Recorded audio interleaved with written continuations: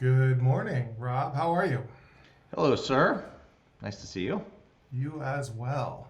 Um, so let's dive right in. We had talked about doing a conversation about a really interesting and powerful tweet thread and graphic that you created a while back and posted up.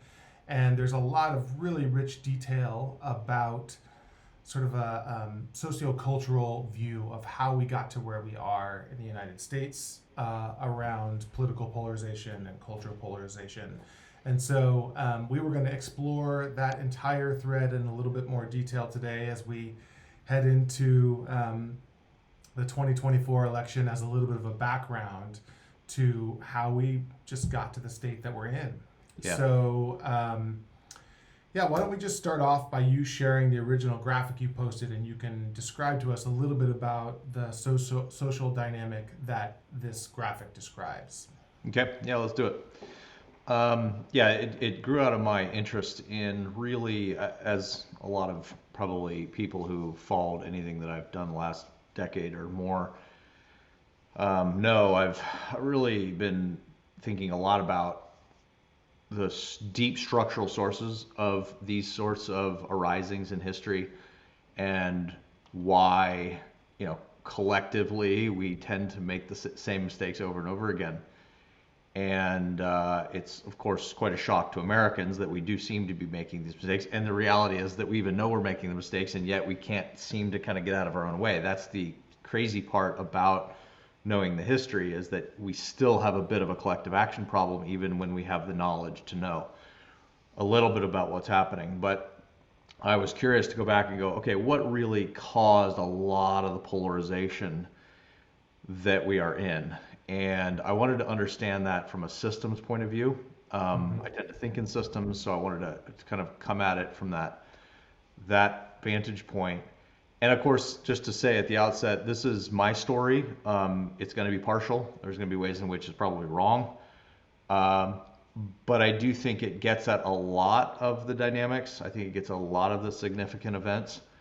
And I think it is a credible story. I think it's a credible way of thinking about what's happened over the last 50 or so years to understand specifically why we've ended up in the spot that we've ended up. So I wanted to put that into first for myself and then into a tweet thread, and I realized that there's a graphic that could accompany that. So that's a little bit of the tee up. I will share my screen here and we can go through it. So you are seeing the tweet thread, and we will go through this whole tweet thread, piece by piece. But first, let me really unpack what the graphic is saying. The context for this whole piece was that I was thinking of a new complex systems lens for the integrative epistemology platform that we've been building at Context Driven. And I wanted to describe how the shape of the national socioculture had changed to give rise to a new regime. So in systems language, our new regime is when the system starts operating differently, really kind of fundamentally and qualitatively differently than it was operating in a prior regime. And so the idea is that we shifted into a different system regime now relative to where we were, let's say 50 years ago, and I wanted to document that 50-year period.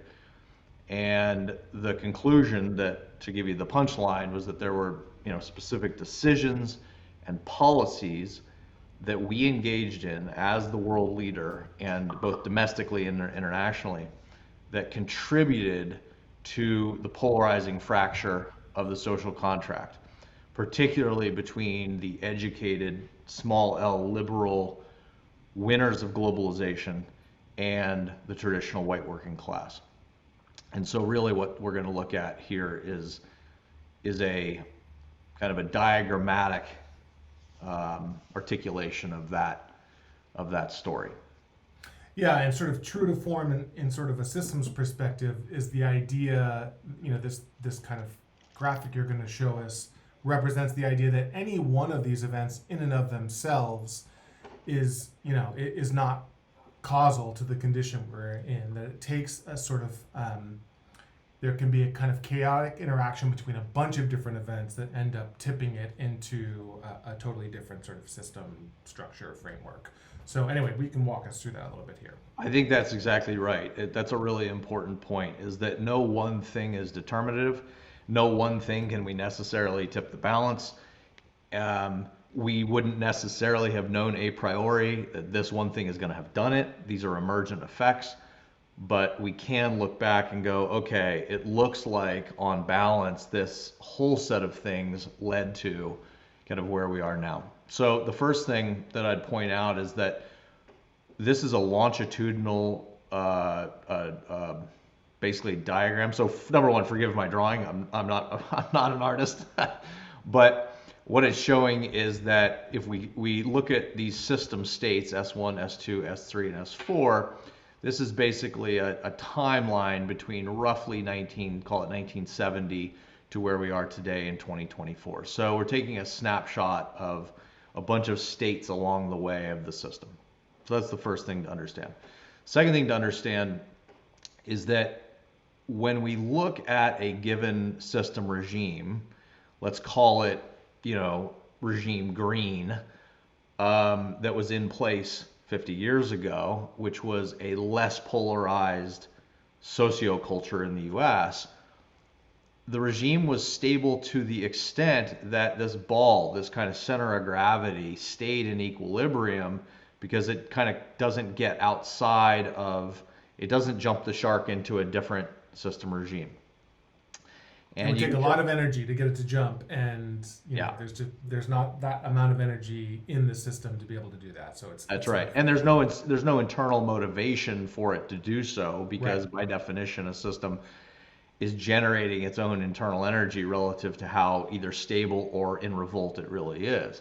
Yeah. And so what we have is a kind of stable regime-ish. Now, well, let me finish the thought because there's a bunch of pieces here. So what we have here is, you can see that in state 2, we begin to see, like we scale back a little bit, we begin to see, well, there is an alternative system over here. There's an alternative regime, but the system is still in its stable configuration because the ball is still in its thing here. And there's a critical threshold that divides these two system states. There's a critical threshold that's basically like, look, you're not getting over that hump because the system is still true to form. It still has a lot of its own internal capabilities, its own immune system to defend its current shape.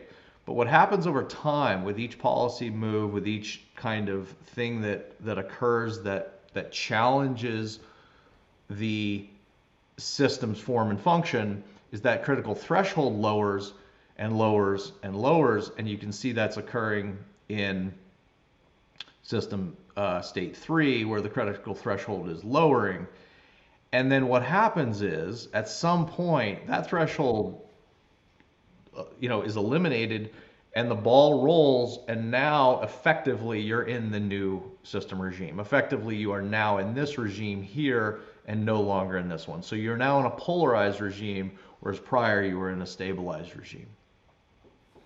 And so why don't we, as long as we're in this sort of zoomed out kind of state, why don't you tell us a little bit about, what is happening in S1, in state 1, and what's happening in S4, and sort of the differences between those two, just to be clear what we're actually talking about here. So what are we looking at in state 1, and what are we looking at in state 4? In stable state 1, you have a society which still has some fundamental capacity for coming to consensual truth, for example. You have some ability for two sides to disagree, but to agree on the meta rules by which disagreement will be arbitrated and legislated and kind of worked through. So we can think about the bookends on S1 and S4 as Watergate versus January 6th. It's a really good example, right? So Watergate is this extraordinary fracture of the norms of American society, and yet the institutional guardrails, the norms, the general consensus in the country is that this was an outrageous violation of the country's both law and norms. And so it was able to accommodate and process that fracture in a way that allowed for the coherence of the system to maintain itself. That was very much evident of the green system, the system where it's able to still agree on the meta rules, the things that the system itself has legitimacy. It is a not polarized system in the way in which, I mean, there were surface polarities in the sense of policy differences or whatever, but there is not this kind of deep structure polarization about the very rules of the game and the legitimacy of the system per se. And significant cultural differences at that point too. I mean, you've got all kinds of cultural flashpoints happening at that point, but that was not, that was not as necessary but insufficient to create the kind of polarized result that we might see today. That's exactly right. And I actually make that point in the tweet thread as a just kind of a PS, is like, well, coming off the protest riots in 1968, didn't it look like we were really polarized? And it's like, yes, we were, for sure, culturally quite polarized. But we still had a basic set of system functions which were able to process and accommodate that level of discord in a way that didn't threaten the overall systemic regime itself. And that's quite a bit different, I would argue, than what we see now here with January 6th, where we almost had a constitutional crisis. We almost ended up in a very, very deep, problematic thing. And what's remarkable about it is that there is no, kind of consensus reality about that. There is very much a disagreement about what our eyes saw and the nature of that fracture, the norms that should regulate it. And so much so, I mean, so dramatically so, that we have a presidential candidate who is literally on the stump right now, using the promise of pardon of those particular people who assaulted our national symbol in the Capitol as something to celebrate on behalf of half of that, half of the country's kind of value system. I mean, so there truly is, right now in 2024, a system where there's a fundamental break in the degree of coherence and allegiance to the meta system, the meta rules, the things that we agree as to what is the fundamental kind of guiding contract of society. It is much deeper in terms of its polarization. The question is, well, how did we get there? Yep. Yeah, that was the break. What were the cracks that made the break possible that we can see what we're seeing today? And I think it's important that you recognize, even if we just, again, look at those two bookends and we think about how radical it was, it had to have occurred in all four quadrants. It had to have occurred in this way in which it's gonna change behavior. It's gonna change identity and how you associate your own kind of deeply held sense of who you are. It's gonna change your cultural norms and meaning making and sense making and the tribes you're following and the degree to which you're willing to listen to things that are to the other side just radical, right? It's gonna have changed things in the lower right in terms of policy and laws and what you agree is legitimate in terms of those rule systems. And so it really is a four quadrant transformation that we're going to be looking at. Now, what I specifically focus on or tend to focus on is those kind of events or policies or decisions which by their very nature tend to be more in the collective quadrants. But it's important to recognize that really the transformation's occurring in all four quadrants with each one and with all of them.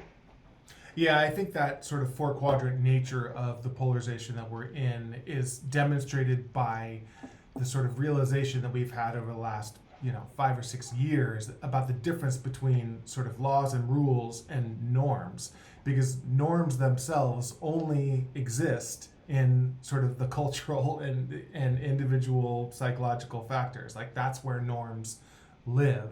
And so, you can sort of see the difference by just looking at how we talk about, the difference between those two and how they both play a role in maintaining whatever, sort of stable, resilient system regime. That's right.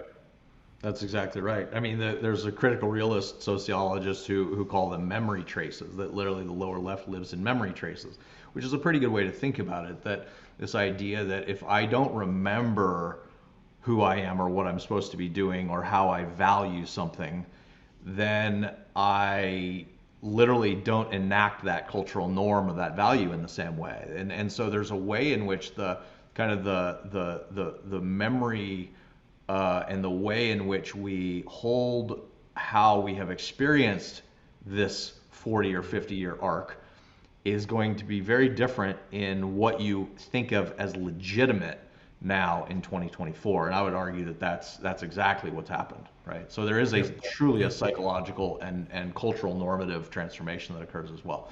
The other thing I'd say is that each decision that we'll look at, each policy or each thing that occurs, so what it's doing, there's several things. First, it's lowering the critical threshold towards a polarized society. So it's chipping away at this critical threshold that is holding our prior regime in place. That's the first thing. The second thing, and this is all just coming off here if anybody looks later, it's deepening the divide in values, language, we just talked about norms. It's deepening the divide in prosperity. So real material conditions in terms of lived material conditions, it's deepening that divide. Importantly, it is very often changing the feedback loops in the system from ones that mitigate division and they mitigate rancor to encouraging it or incentivizing it. And that is a really problematic aspect of a system that, when it has its balancing or mitigating feedback loops, now turned into reinforcing or positive feedback loops, because now the top, as it were, starts to wobble and get quite chaotic when that occurs. And indeed, I think we've seen that in no greater example than social media. Social media especially has made that terrible.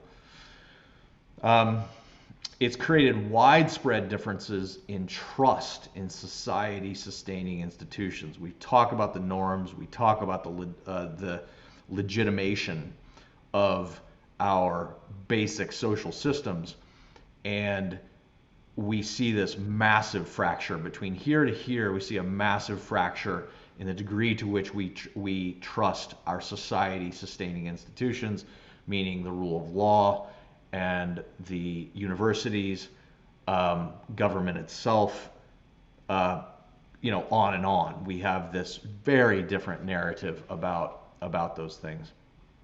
And as we kind of said from the beginning, it gradually transforms the entire shape of the social, cultural, political system from one of relative national coherence to polarized national decoherence. And that's the key. That's the move from the green ball to the red ball as we move between those things. So anyway, that's the big picture. And I'll stop there before we jump into the specifics, but that's what we're going to talk about. Sounds great. Let's start to dive in, because I do want to also make sure that we save a little bit of time at the end, just talk about what sort of implications there are going forward. We don't want to, dive into how we got here and all the problems without giving some sort of shining a light forward about where we might go from here to rebuild that system stability. So in service to that, why don't we just dive in? So why don't you talk about the first real sort of system impact shift event that occurred in 1970? Sure. And these are all these that line up. You can't read them very well, so we'll just go through this version here. So 1970, we win World War II. The Western Alliance wins World War II. the industrial base is destroyed worldwide. America fundamentally rebuilds the industrial base. By rebuilding it, we do really well economically between 1945 and 1970. That is the golden era of the middle class. Labor unions are doing fine. I mean, it helps pay for FDR's New Dealism. But by the 1970s, we're beginning to see the cracks in that system. Long story short is we are running twin deficits, both trade deficits and fiscal deficits, because of the Vietnam War, because of the New Deal, and because of LBJ's Great Society. And we are having our gold reserves depleted because there is a fixed exchange rate system. So Nixon basically takes us off the gold standard, and it frees up the American dollar to float freely on the on the global scene. Now, that doesn't sound like a radical thing, but if I told you that metaphorically it is the equivalent of your credit card, you give your credit card to your teenager, and there's a $100 limit for, let's say, 2 years, and all of a sudden you say, you know what, I'm feeling generous. You now have an unlimited credit card. Go ahead and spend what you want. That's the metaphor. We now are able to, because there's no depletion of gold out of our reserves, we're able to basically finance whatever we want via the Treasury market, the U.S. Treasury market. And this, of course, devalues the dollar over time. It hollows out the middle class because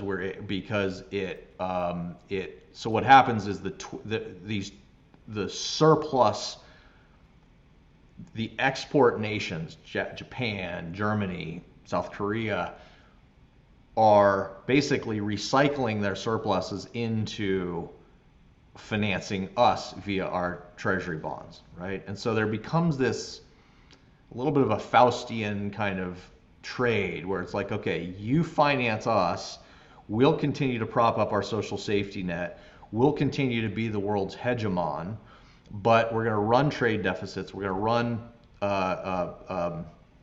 fiscal deficits, and we're going to hollow out our middle class, because ultimately what we're going to do is we're going to have our manufacturing capacity and all of our middle skilled jobs exported overseas.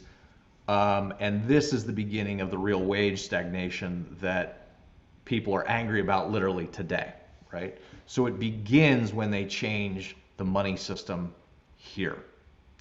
It's interesting. I hadn't really thought about it this way until you just said this, but there's sort of, there's been a lot that's been discussed about how that, financial interdependence that was created by going off the gold standard and all the lending that we were doing created an international stability, because each of, China, for example, we're dependent on China, China's dependent on us, So it's almost like there was a trade that happened between international stability and sort of our interior social stability within the country. And what I showed, what I showed in the Great Release, and I don't know if I have a picture of it. What I showed in the Great Release was basically a version of this going back where it's stacked on itself over 800 years, showing how that's always the case with a global hegemon.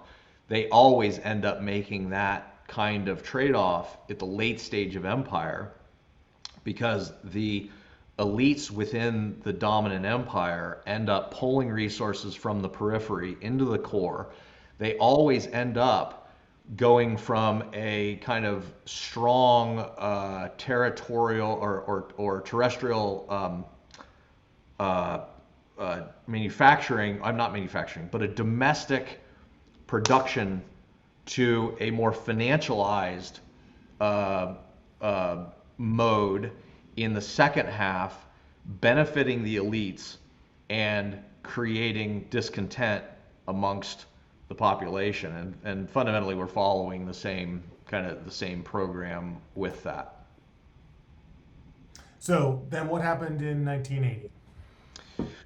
Well, so we have this really we have the Reagan Revolution, right? There's this blowback that occurs where deregulation happens, right? Reagan comes in under neoliberalism, this kind of blowback to the regulatory regime that has been in place, arguably to some degree back to the progressive era, but certainly with FDR through the 50s and 60s. And of course, there's inflation in the 70s through no short reason because of this, but also the oil embargo. So Reagan comes in and deregulates. He's deregulating finance. He's deregulating industry. He's busting unions. And so a lot of the fundamental social contract that had been in place, let's say in the 50s, that had benefited the middle class because we still had middle skilled production, we still had labor unions, we had a lot of cultural homogeneity there. All of a sudden, there is this financial liberalization that starts a la 1980, both here and in Britain and elsewhere, that has a very kind of philosophically fundamentally different stance. So we go from a philosophy of kind of Keynes, John Maynard Keynes, a sense that the state has an active role to regulate markets, to the philosophy of a Hayek or a Friedman, basically saying the government is the problem and it needs to, if you get out of the way, markets will take care of themselves. Markets are self-healing. And so that's really what it was. And what I say here is that it was a political cultural project of convincing the working classes that a financialized market-based society was their best friend. And in a world about to globalize, it wasn't. And so, please. Sorry, go ahead, Rob. I was just going to say, this is what I was pointing to just a minute ago. It's what late stage empires have always done: is financial elites sell out the domestic productive classes to take advantage of global hegemony. It's the sort of the move to extract the final bits of sort of value from your hegemony.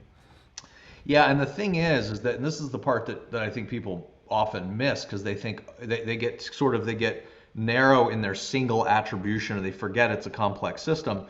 It's not like any one person's at fault. Everybody is acting rationally. Everybody is acting in their own interests, but because nobody is looking at the more global pattern and the way in which these kinds of things can change that system, that's where you get into trouble. And that's a little bit of a preface, like, how do you get out of this? Well, you have to have people who can then start to think in broader wholes. You need integral thinkers. You need integral leaders who can start to look at that. But yeah, that's basically right. So globalization is occurring after 1970 at the same time that we are deregulating and basically convincing, especially the conservatives, the right, the center and right of the country, hey, you know what? It's the government is the enemy, and it is virtuous to be on your own. It's virtuous to be kind of a lone warrior in a society that doesn't and shouldn't care about you. So in 1986, we're going to explore sort of a shift in the infosphere, which is obviously something that we pay a lot of attention to now. And I don't think most people realize that some of the roots of the changes that we see in, which we'll talk about a little bit later, about the sort of, the modern infosphere, was laid in this early decision around the fairness doctrine. So why don't you walk us through that a little bit? Fairness doctrine was basically an FCC rule that said if you're going to give time to this guy on the left, you got to give time to this guy on the right. And the idea was, because the airwaves are public, we have a public interest in making sure that our views are balanced, or at least that there is a free exchange of competing ideas at the same time. In effect, the net effect of that was that we have kind of an ideological polyculture, meaning we have competing things at the same time. That was repealed in 1986, again on the back of this same idea of market deregulation. this neoliberal Reaganist market deregulation.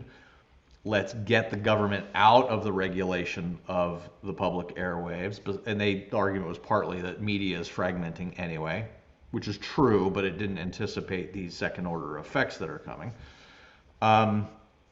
And what it did is allow these media echo chambers to form. It allowed for these ideological monocultures to form. So now I don't get a balanced diet of ideology. I get a very much, very kind of a single food all the time. And what this does, of course, is it enables these media echo chambers to form. It enabled the national media establishment to transform into warring camps. Emotional fear-based tribalism drives media listenership, right? I mean, that's just the social primates we are, and the way we are constructed makes that true. And now it was no longer constrained by the requirement to present balancing views. We will see how important that is then, a mere 5 to 10 years later, as that gives rise. In fact, maybe I should just do that now. It gives rise by the 1990s to right-wing talk radio, which creates a reactionary power base in the heart of the country's, one of the country's political parties. And I say that if you want to understand where MAGA came from, you've got to go back to the early 90s. You've got to look at G. Gordon Liddy. You've got to look at Rush Limbaugh. You've got to look at several others who were ascending with these talk radio shows where it was 100% ideology / propaganda around their political views. And it was political infotainment, and it was profit driven. It's unbeholden to the establishment. That's really important. It's unbeholden to the political establishment that exists. And its success varied in direct proportion to its radicalism against the establishment. So that's also key, is that it had the incentives of that subsystem were hugely skewed towards revolt. That actually its entire incentive system was towards revolt. And this was the start of radical right-wing mind right there, right? But it was enabled by the Fairness Doctrine in '86 to a large degree. Yeah, and it's interesting that it arises first in kind of the most decentralized media that we have available at the time, which is radio, right? And we'll sort of see that move happen, is that once it's proven to be successful at that, then it moves to TV, and then of course, as we'll get to later, the internet changes all of that. But it's kind of the what I call the choose your news, start of the choose your news phase. That's right. Yeah. So moving back to economics, we were talking a little bit about media. Let's move back to economics about the Greenspan put in 1987. So what happened there? Yeah, so the '86, the Fairness Doctrine was repealed. '87, we get the stock market crash, the big stock market crash of '87. Stock drops like I think 20%. The index has dropped on a single day, and Chairman Alan Greenspan, Chairman of the Federal Reserve, basically comes out and signals that he's going to put liquidity into the financial markets at that time. Now, this is a big deal. Because you have to remember that putatively the Federal Reserve is both, quasi-independent politically, number one. Number two, it should be relatively philosophically agnostic in many ways. Its real job is to try to keep the economy roughly growing on the one hand, but also have basically stable prices, right? It's supposed to control inflation. What Greenspan was signaling to the financial markets, and remember the stock market is a risk market. It's where you take risk from a point of view of return, He's signaling that, okay, it's actually not acceptable to the government that we have a decline in asset values. And that is a very loud, and also to some extent to the masses, subtle, because they didn't pick up on it, right? This is for the wonks and this is for the rich. It's a loud signal to the elites. We've got your back. We will use our role as the global reserve currency. We'll use our role with the global reserve asset, the treasury market, to basically put liquidity into your risk assets so that there is no real decline in their values. This generates what we know of as moral hazard. And the moral hazard is simply that now I'm not taking any risk by taking risk, because I know that the power system, the elite power system, and the most powerful system ever in history, all of human history, is arguably the way in which the US can literally at a whim generate trillions of dollars and have the rest of the world finance that.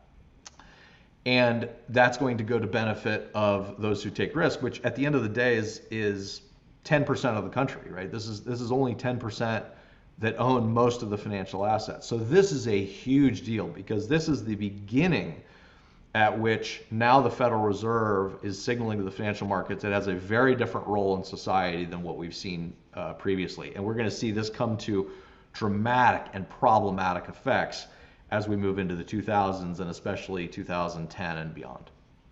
Yeah, maybe we'll save what the implications of those economic effects are on the kind of political scene for then. But just to note that these sort of economic earthquakes are starting to create this economic divide that ended up manifesting into a polarized political condition later on. So these are the deep structural algorithm changes of the system that really are problematic, because, as I said, this is one more big signal that the working classes are going to get slaughtered on a relative basis relative to the rich. So back into the political realm, so we have sort of in 1994 we have the Newt Gingrich revolution, which is really, in some sense, a political innovation that he makes to take advantage of some of these developments that we've talked about earlier. So walk us through what happened there. Yeah, so this is a pretty interesting thing, right? Newt Gingrich comes out with his contract with America in 1994, and it is in effect kind of a conservative manifesto that says, hey, we're really going to revolt against the government. Here's how we're going to do it. And it's important to recognize that he's reading the tea leaves properly, that he's actually got a new power base, a new reactionary power base in the heart of the country that's quiet and yet largely unrecognized at that point. But what it does is it gives him the political cover to effect kind of a total war, as I say. So Gingrich is the political embodiment of what's happening in talk radio. He's the vanguard of a new radicalism that envisions partisan ideological purity as a total war with the other. And in this particular case, it's the Democrats in 94, but it's really all non-MAGA today. He does his contract with America. It's a book. It's first publication, then a book. It leads to the first successful congressional win for Republicans in 40 years. And they interpret this as, okay, this is a mandate to go all out against Clinton. Right? They shut down the government in 95. That was punished by voters, but it really sets the GOP's, this is the heart of the GOP's contemporary ideology at this point, which is fundamentally that to govern properly is to destroy governance. To govern properly is to destroy governance.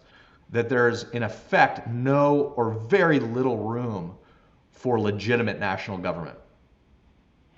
The other thing I think that Gingrich did was the idea that you can nationalize Congress, that you can rather than the way I think everybody else thought about it up until then, which is that you vote for your local representative and they're there to represent your particular interests, and it's not necessarily an act of partisanship when you're voting for your local, Right. your local representative. He blows all that up by saying, no, you can think of when you when you go to vote all the way up and down the ticket on this platform, which was, up until then not really, certainly wasn't what the founders had in mind when they designed, Yeah. that branch of government. And so it also blew up that sort of more localized, federalized approach to politics.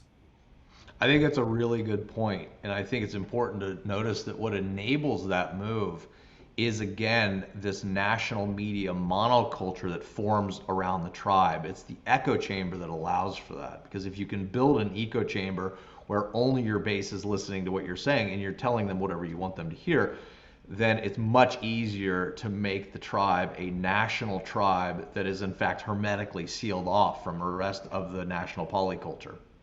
And you could speak just to them, exactly. Yeah. So what happens in 1999 with Glass-Steagall?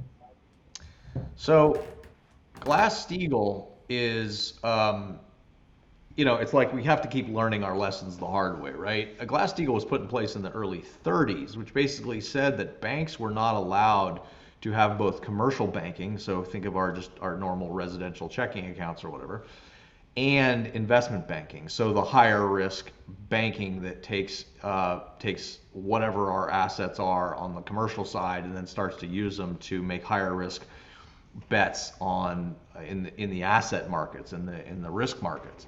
Glass-Steagall said, no, that's not allowed. We're going to put a firewall in place. Well, what I say here is that that was repealed. That was repealed by Clinton and by Congress. And again, this is an example of how, at this point, even the Democrats, both parties have become this uniparty in a sense, in terms of its belief in neoliberalism. And I think at this point you're beginning to see the parties almost separate into, instead of it being like this, it's almost like this. It's the elites versus the populists. So you're already beginning to see that shift occur that we now live with, in a sense. But Glass-Steagall gets repealed, and now commercial banking and investment banking are allowed to then interoperate again. And it doesn't take but less than a decade after this happens, we get a blow up in the housing market for exactly this reason, right? Yeah. Because all of the lessons, it's like humans haven't changed that much in 80 years, guys. Sorry. 70 years, they're going to do the same things. The incentives are still the same. And so sure enough, we end up with banks rushing in to take risk, CDOs and all the leverage and the exotic derivatives, et cetera, and fundamentally it blows up a very boring financial market, which was housing. So we've turned housing into a risk asset, and again, you can see as part of this story of financializing all aspects of life, what Michael Sandel calls becoming a market society, right? Not a society that has a market, but becoming a market society.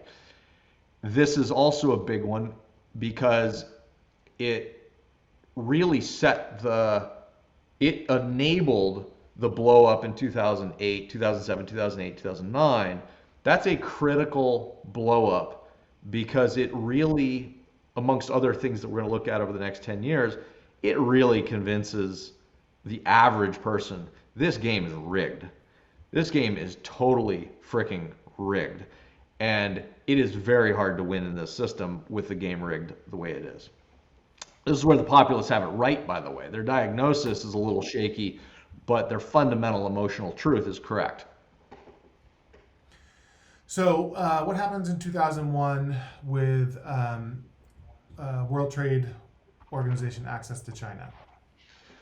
Yeah, another big one, right? Because you have the world's largest manufacturer not sitting idle. It's still a robust economy, but you've got hundreds of millions of workers, and I mean, for all intents and purposes, infinite manufacturing capacity that prior to 2001 is still uh, not at full capacity because it doesn't have World Trade Organization access. It's not on the same level. It's not on the same playing field as all of the countries that are in the WTO. It doesn't have most favored nation status. All of these things that it does not have access to. Well, again, remember the kind of backdrop philosophy here is let's financialize everything. Let's let's tap into the cheapest labor we can anywhere in the world that boosts our profits. So the multinational corporations were chomping at the bit to get both access to China's markets, but also its labor. And so by 2001, China does get access to WTO. It's granted access. The US is the one that basically allows that to happen, which means it's the nexus between Wall Street and Washington, D.C. that allows that to happen. And they're doing it for slightly different reasons. Wall Street's probably money. In the case of Washington, they've convinced themselves that liberalism, American-style liberalism, is going to have won the world, especially after the fall of the Soviet Union 10 years earlier. And so let's let China in. And within 10 years, 15 years, it's a disaster in the sense that, number one, China doesn't play by the rules that well. Number two, they are very good at borrowing without asking, intellectual property and a bunch of other things. And number three, they're going to wipe out your whatever's left of your middle class and your middle skilled jobs, they're going to wipe it out because you can't compete. And that's precisely what happens. And so that's what I basically say here. Hundreds of millions of laborers are now competing with U.S. domestic manufacturer labor at a fraction of the cost, effectively transferring wealth from the wages of the prior working class heartland to the capital gains of the coastal financial equity holders, coastal in the U.S., who now have lower cost of goods sold and higher earnings before taxes throughout their portfolios. So again, you see this thing where the 10% win, the 90% gets slaughtered. Well, and that 10% starts to expand a little bit too. It's no longer just 10% who are participating in stock markets, right? I mean, you've got everyone seeing, not everyone, you've got much larger percentages starting to see the benefits of that constant growth of the stock market, and which, again, sort of furthers that divide. You do. So if you think about it almost in power law, like, the 0.1% have really cleaned up. Like they're doing awesome. The 1% are doing really well. The 10% are doing well. The next 30% are at least in the game, but there's still 2/3 of the country that's out of the game. And here's the other problem is that even for that, let's say 50th to 80th percentile, yeah, they may have like a small 401k at work and they're enjoying the fact that it's going up a little bit. But it doesn't offset all of the other ways in which they're getting killed on healthcare, on housing, on the other financial inflation that's occurring, and also as their real wages stagnate. So they're running just to stand still. They're maybe not quite as angry and dispossessed as the bottom 50%, but it is not a good run for them. They are literally running just to stand still. Yeah. So in 2003, we have our first kind of geopolitical shakeup in all of this when it comes to the Iraq War. So why don't you talk us through how that ended up shaping the system? And obviously 9/11 was this huge catalytic event, but it was our response to 9/11 that becomes so operative here. So this is a war of choice, as we now know. And we could spend 2 hours doing nothing but talking about this one, but the net effect, as I think most people would now agree, it depletes the nation's moral standing. And importantly, it really underscores this glaring class inequality, not just economic inequality, but really social class inequality. So the neocons, leveraging domestic shock and global sympathy after 9/11, the neocons under Bush finished the drive to Baghdad that Dad didn't in 91. And they basically destroy our U.S. post-Cold War moral standing. right? Up until this moment, or maybe a few years after it, we're still in that halcyon days of thinking that America has this kind of end of history sort of approach to organizing the world. It's very clear after this that that's not the case. And it makes really obvious, especially to the underclasses, but it makes it obvious that they're going to pay in blood for the uniparty's global ideological hubris. And interestingly enough, as I say here, like the GOP doesn't worry about the fiscal deficits at this point. They only worry about the fiscal deficits when there's D's in power, but whenever there's an R in power, it doesn't seem to affect them. But I think the big thing here, the big thing from the point of view of the polarization of the country, was it really convincing it really convinced, I think, the middle part of the country, the heart of the country, that you know what, the political classes don't care at all about us if it serves their interest to not do so. And this was deeply, deeply kind of problematic and damaging to the moral cohesion of the country. Yeah, and the nature of that war itself too just complicated all of it, right? The sort of it was just brutal, and the nature of that war also sent back lots of images, lots of messages that we were no longer holding that sort of higher moral standard as the world's kind of police. That's right. Yeah, that's exactly right. So 2008, we have the global financial crisis that really, as you mentioned earlier, kind of lays bare some of these sacrifices and shifts that were made earlier. So tell us a little bit about how that changed brought a lot of this to the surface. Yeah, I mean, if there was a certain group of people that already had huge distrust and growing distrust in the elites for various reasons that we've seen up to this point, this really made it obvious to everybody. Like, this made it obvious, like, oh, the elites don't know what the hell is going on, and they actually don't know how to keep the train on the tracks, which was basically an accurate critique. The only response the elites have is, well, let's throw more money at it, paid by the American credit card. And so this is where I argue that not only did it so it destroys the faith in the national elites, it reaffirms the elite moral hazard, like the elites are going to be protected in all cases. And so it breaks the social contract almost entirely, right?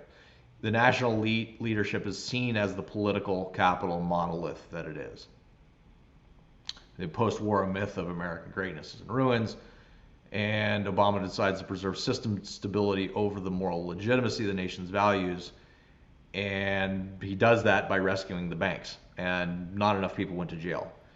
And that was a deep violation of the country's values, I would argue. I mean, just as I'm about to be tough on the right in the last few years about attacking the Capitol, and I'm going to say some really hard things about them, this was a horrible, I mean, that decade in several things we've looked at have been a horrible indictment of the elites.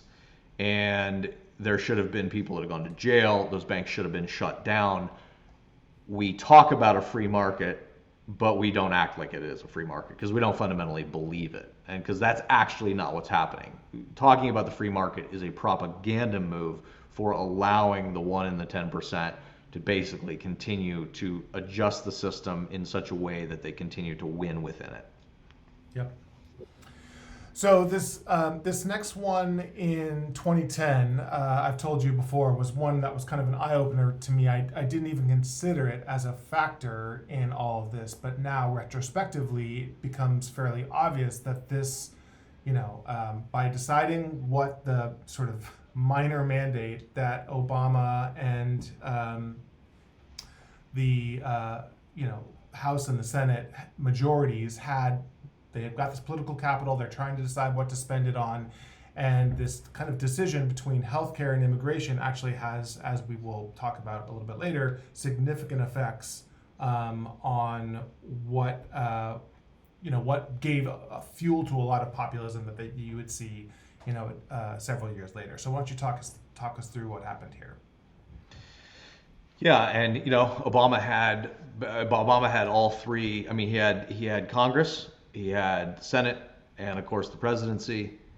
And he could get one major thing done. I think that I think a smarter, more in touch politician with the entire heartbeat of the country, especially one that had paid attention to what was driving the rise of reactionary populism all the way back to the early 90s with right wing talk radio, would have been, hey, let's take this issue off the table once and for all. Let's get this done. Let's use all of our political capital to do it. And I argue that if had they done that, we would not have seen the virulent form of immigration-led populism arise a mere 5 years later when Trump descends the escalator. I think healthcare was, I mean, it was a fine policy debate to have and a fine policy goal to have. I disagree with the way it turned out. I don't think it read the problem in healthcare properly. Different conversation. But I think immigration was paradigmatic.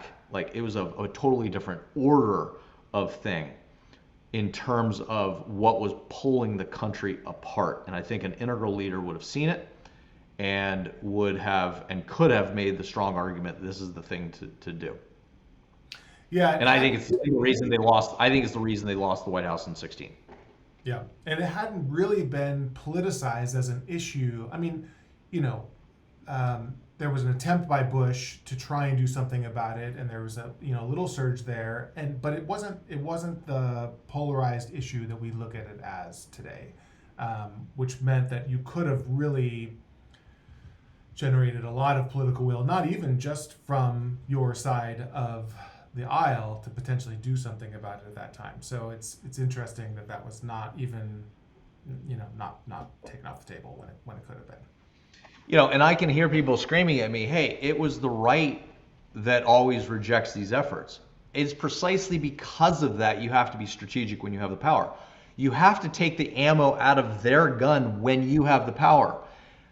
Winning at a deep structural and long-term systemic level is not about you building a bigger gun for your side and then shooting the enemy every time. I would say half the time, if not more, it's about de-arming them so that they're constantly on their back foot about like, oh, what are we going to do to recohere our political philosophy at this point? Because that's actually what drives evolutionary integration anyway.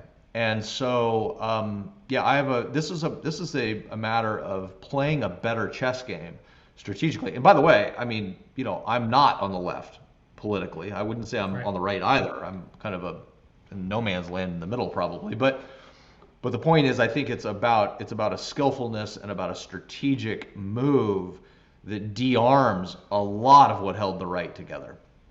Yeah. So in 2010, what happens around Citizens United?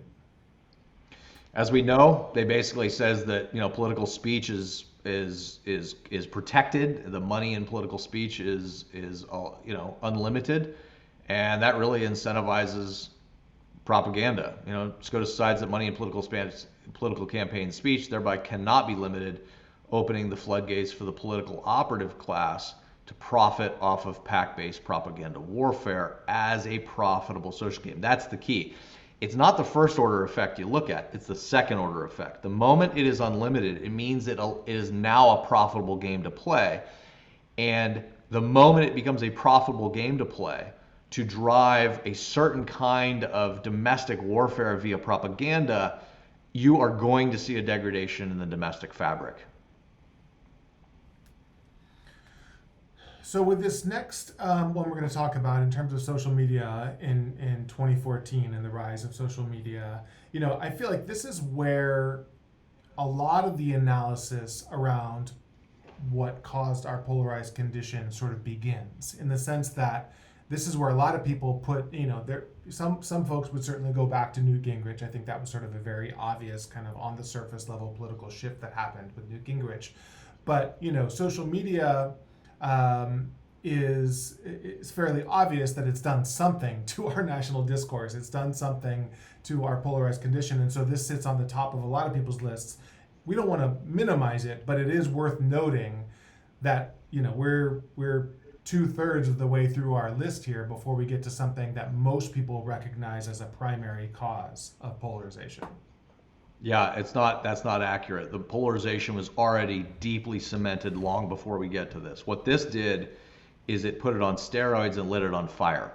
And it made it object to the overall culture and accelerated the way in which it now hijacks our fear signals so that it is truly locked in and very hard to kind of now get beyond. So what does it do? As we know, right? It's driving identity fueled, this is who I am, algorithm optimized tribalism. I'm a part of a tribe that is fundamentally fear-based because it is always attacking the other, right? These emotional triggers are driving attention, and attention is profitable. So these social media algorithms and the natural competitive behavior of us social animals combine to lead to a widespread warping of what the crowd thinks about what the crowd thinks, right? This is a big difference with social media, is now my thoughts about the liberals, are now my thoughts about the conservatives, are not private thoughts the way they were, let's say, 30 years ago. Now I see that my thought about the liberals is in fact the way my other members of my crowd are thinking about the liberals. That level of group affirmation of my belief then reinforces it and creates a stronger sense of identity around it. And more problematic, it reifies my sense of what reality is. It reifies the sense that I know that that's the truth. And what that does is it cements our identities of the fear of the other.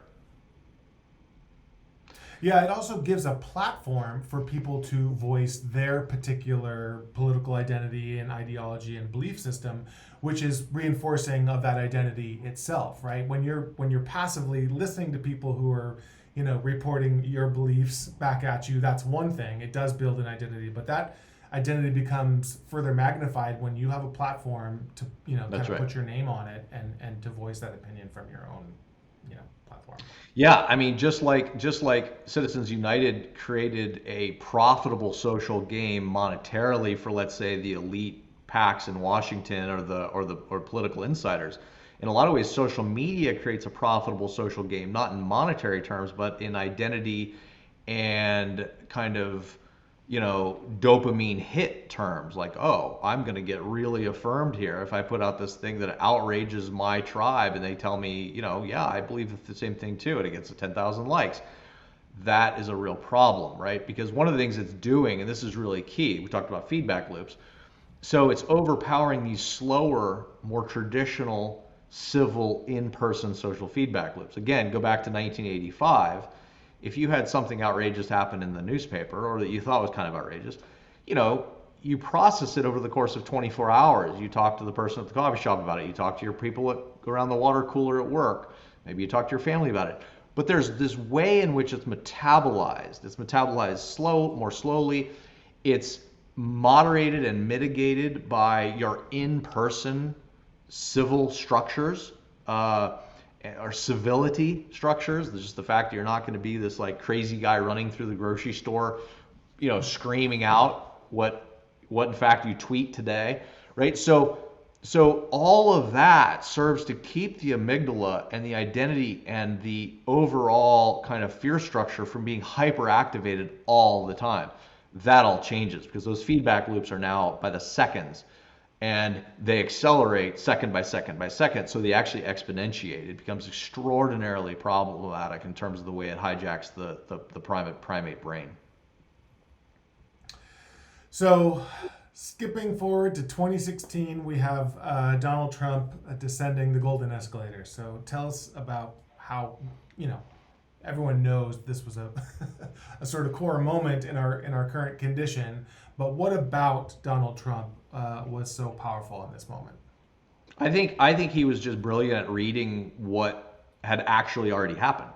He read that the country was completely divided. He read that he could get away with anything, not just because of how dispossessed the reactionary base of the right was, he also correctly read that there's no longer truth with a capital T. That the liberal idea of freedom of speech, in effect, it destroys the notion of truth altogether, and then you throw social media on top of it and our fragmented media landscape. He correctly read this, and so he really used the lessons of postmodernity and the philosophy of postmodern technologies and even the observations of postmodernism. He got them all at a really instinctual level, even though he probably has never read a word of Lyotard, right?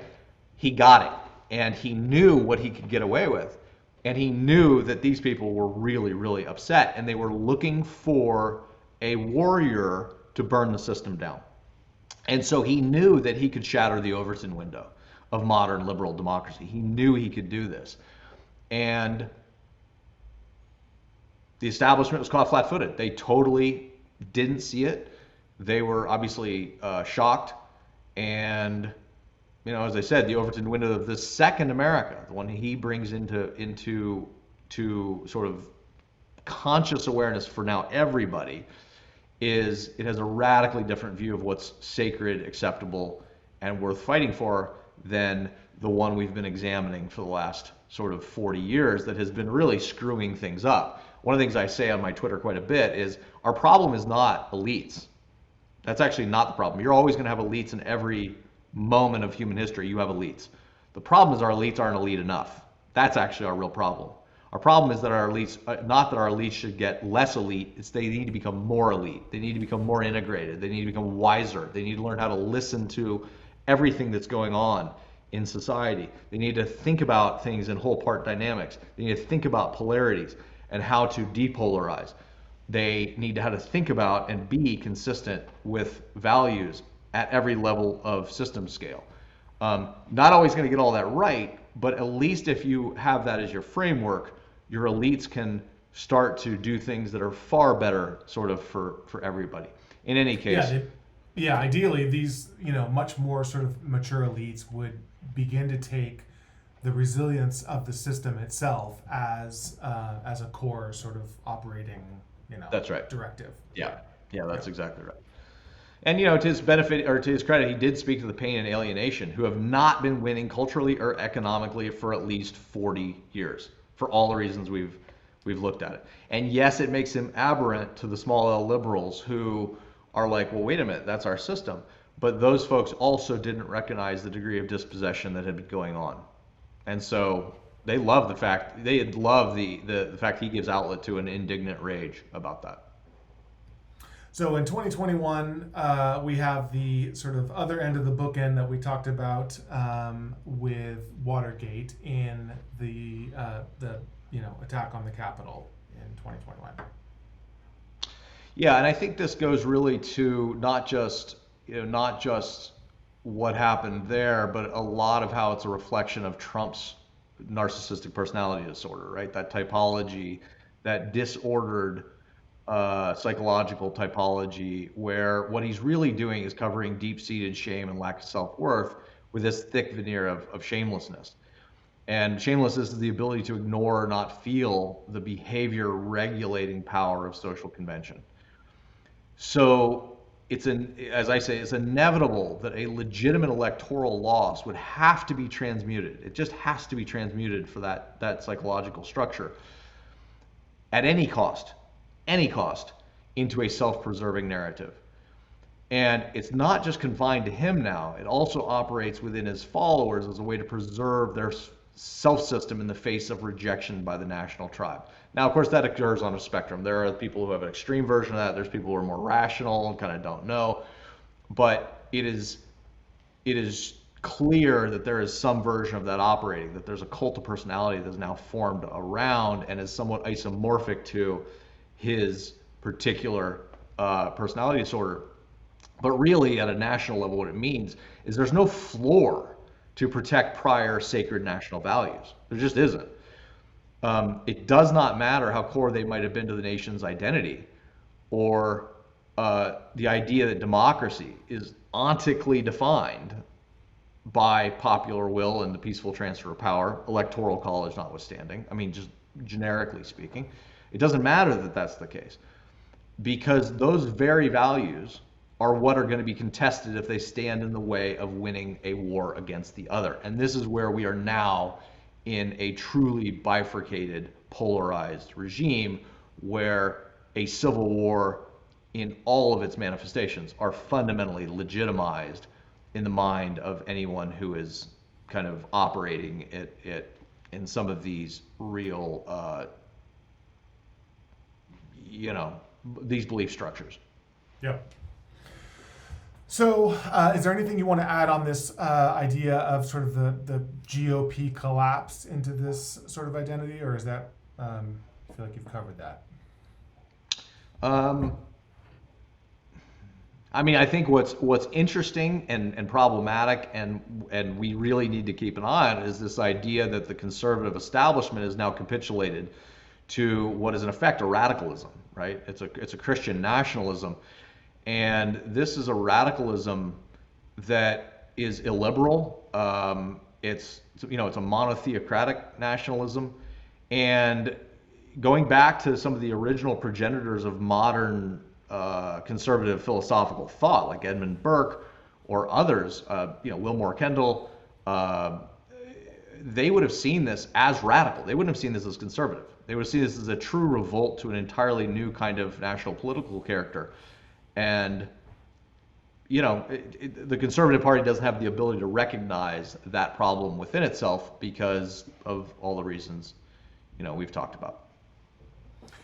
So if we zoom out a little bit here and we kind of go back to this big systems level view, and this could be an entire another conversation that could last for a couple hours. But what do you see as sort of the key lessons learned, and what do those lessons learned point to as potential steps that might start to move us in the right direction of building a new, more healthy, resilient attractor basin for society? Yeah, I mean, as you said, this is we spent 2 years talking about this, and the reality is we don't know. I mean, that's the thing, is this is really emergent stuff. We don't know. What we do know from the scope of history and evolutionary progression is that every crisis, every release, to go to, so basically I'm saying that this is something I did 8-9 years ago, the Great Release, basically saying that we were in we're heading towards a terminal crisis somewhere between 2008 2028. Originally I thought it might be earlier than that, but it's going to be later than that.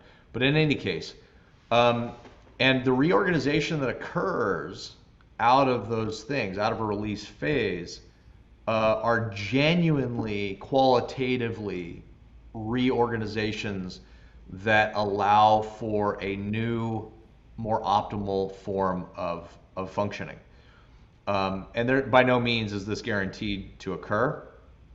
And we will see. But what I think we have to do is we have to have leaders who, as I said before, they have to be able to think in whole part dynamics in a way that they're thinking not just about the whole, or not just about bounded rationality.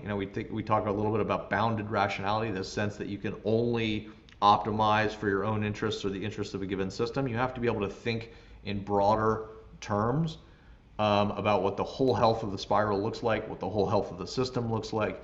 You have to be able to think about polarities and what are the real tensions, and the fact that you're not going to obliterate a polarity, you're not going to beat a polarity into submission. You have to recognize these polarities are cosmic deep structures of both human being as well as patterns that connect the cosmos together in many ways, like individual and collective, and many other things that we can talk about. Responsibilities and all, yeah. Rights, responsibilities, duty versus liberty, etc. And so these are things that we need our leaders, our elites, to be able to embody, because as they embody those things, as they really understand them at a very deep, fluid level, they will become the transformative agents within those systems itself.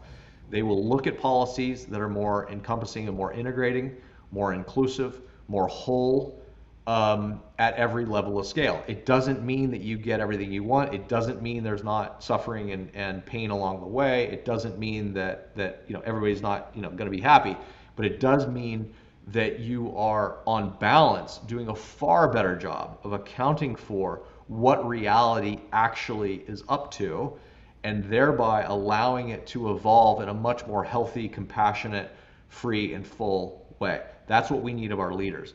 And it's fundamentally, we need integrative leaders. We need people who understand this stuff in an embodied way. Yeah, it's interesting, and this dovetails with another conversation that you and I have been having recently, but I think it's worth bringing up in this context, which is the idea that you cannot build a system that is going to forever going to be able to maintain its own self-stability. At a certain point, you have to have leadership that is holding both, the multiple polarities that are maintaining that system, that is responsive to the feedback loops that are built into it, that it ultimately does come down to consciousness as the sort of medium by which these systems maintain their own stability. And we've been talking about this in the context of kind of organizational governance and structure and support. How do you build an organization that is operating at teal, and in some ways the political system, the political structure that the founding fathers built held on for a long time in maintaining that stability, but ultimately does come down to the consciousness of the leaders who are enacting those rules and norms themselves. Yeah, I think that's right. I think that's totally right. The consciousness really is highly determinative, and it cannot see the world in these Manichaean terms of kind of a war against good and evil, or Hobbesian terms of just this brutal backdrop of social warfare. It has to be able to find compassion and legitimacy and virtue and value in the different points of view that are there, and then find out how to do its best to integrate them while also being true to the form and function of our system and its guiding purpose. And its guiding purpose was arranged from Orange. It's from a modern liberal with a small L, Lockean sensibility about what the right kind of political compact is, based on thousands of years of history that the founders had read. And so you want to maintain that, you want to be true to that, but within that structure to do a better job of accommodating the entire spiral that is within the polis. Yeah, well said. Well said.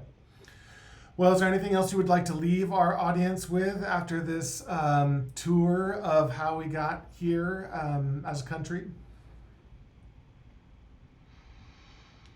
No, I think I've probably done enough talking, so people are probably sick of hearing from me. But I hope that everybody comes away, if, like I said, perhaps not totally agreeing with me. That's less important than seeing that there is a way to think about these things in a multidimensionality that creates more richness in our apprehension of it and our vocabulary of it. And I would hope that it gives people maybe a little bit more sense of freedom and lightness around the idea that these things are happening for rational reasons at a kind of a deep level of reality. They're happening for rational reasons. They're happening for reasons that do make sense once you see it. And you can take some faith in the idea that, yes, it doesn't always integrate up. Sometimes you get these regressions and it can become really problematic. So not at all, ignoring that. But this gives you, I think, a broader capability and sensibility of how to meet the future with some optimism that we have at our disposal the capacity to have some agency within it. Like, this is not just all, ununderstandable chaos, and we're just being kind of totally whipped around. We actually have some capacities that we can meet this with. Yeah. Yeah, and that unsustainability is unsustainable. It's something that I think about a lot, the idea that when these systems destabilize, and oftentimes, as you've pointed out, you've gone through great pains to point out, destabilize in very predictable ways, in ways that certainly rhyme throughout history, that there's also reason to believe that on the other side of those destabilizations, there is a sort of natural system. The system wants to rebuild towards something that's more resilient, that's more coherent, that wants to. So again, there's no guarantee, but that sometimes these disruptive periods can be important for the health of the overall growth of the evolutionary system itself. Absolutely. Yep. Well, thank you, Rob. This was really incredible. I think this is quite a story you've built, and I really appreciate you taking the time to share it with us in greater detail. Absolutely. Well, I appreciate you hosting. It was a fun conversation, and we'll do another one soon. Okay, sounds great. Thanks, Rob. All right, take care. Bye. Bye.